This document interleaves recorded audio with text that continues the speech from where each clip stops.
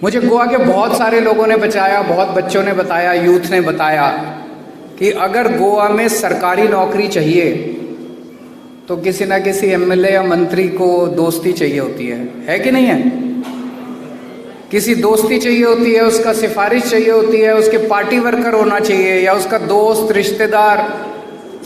बिना सिफारिश के और बिना रिश्वत दिए गोवा के अंदर सरकारी नौकरी नहीं मिलती।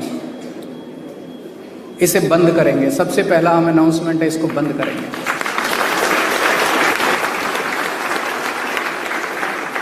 गोवा की हर सरकारी नौकरी के ऊपर गोवा के यूथ का अधिकार होगा, एक आम यूथ का अधिकार होगा जिसके पास रिश्वत देने को पैसा नहीं है और जिसकी कोई दोस्ती रिश्तेदारी किसी एमएलए या किसी और कोई पार्टी वर्कर नहीं है। एक आम गोवा के यूथ का अधिकार होगा गोवा की सरकारी नौकरियों के ऊपर।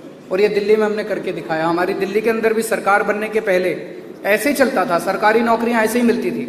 पूरा सिस्टम ट्रांसपेरेंट करेंगे।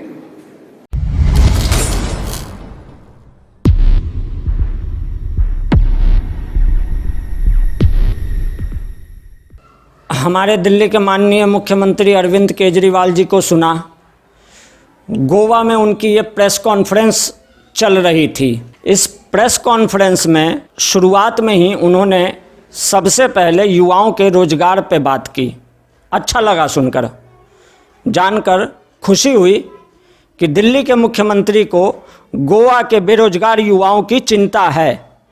भले दिल्ली के बेरोजगार युवाओं की चिंता ना हो, पर कम से कम दिल्ली के मुख्यमंत्री को गोवा के बेरोजगार युवाओं की तो चिंता है ही।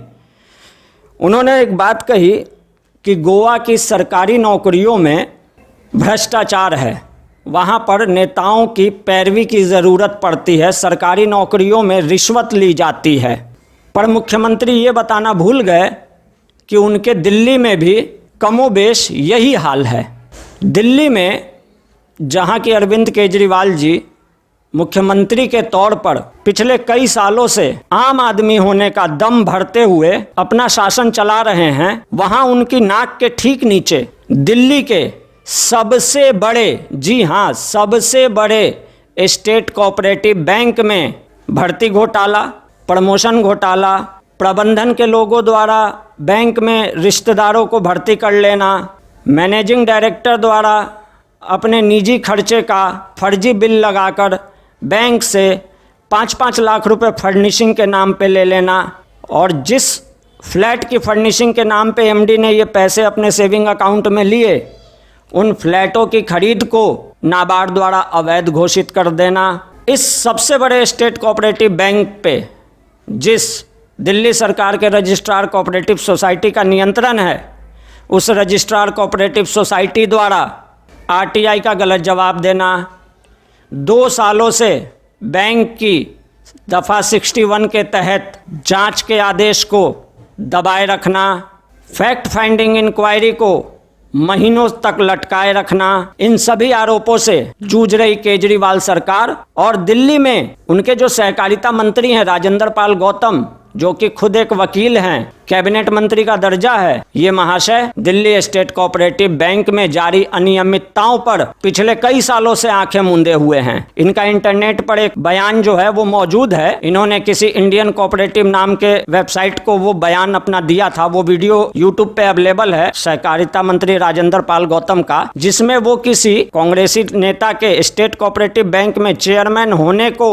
लेकर यह कहा था कि यह बैंक और यह चेयरमैन हमारे रडार पर है।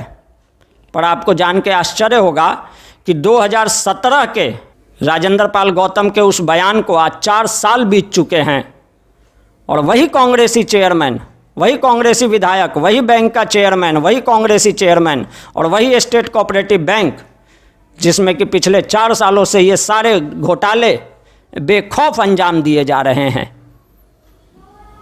ऐसा नहीं है कि मुख्यमंत्री कार्यालय को इसकी जानकारी नहीं है, मुख्यमंत्री कार्यालय को इसकी बाकायदा जानकारी है। कई पीड़ितों ने पत्र भेजे हैं, मेल भेजे हैं, उनके जवाब तक आए हैं। आगे मामले को फॉरवर्ड तक किया गया है मुख्यमंत्री कार्यालय द्वारा। कई लेटर फॉरवर्ड किए गए हैं सहकारिता मंत्री को, कई वीडियो संबंधित उनको फॉरवर्ड किए गए हैं। सहकारिता मंत्री ने भी आरसीएस को लिखकर कहा था अगस्त 2020 में कि इस बैंक के खिलाफ जांच करो, पर केजरीवाल सरकार शायद नहीं चाहती कि उसके राज में शुरू हुए इस कोऑपरेटिव बैंक भर्ती घोटाले की कहीं कोई चर्चा हो, कहीं ये पब्लिक डोमेन में आए, क्योंकि अगर ऐसा हुआ तो सहकारिता मंत्री राजेंद्र पाल गौतम के साथ साथ आरसीएस कार्यालय के कई अधिकारी भी इस घोटाले में फंसेंगे।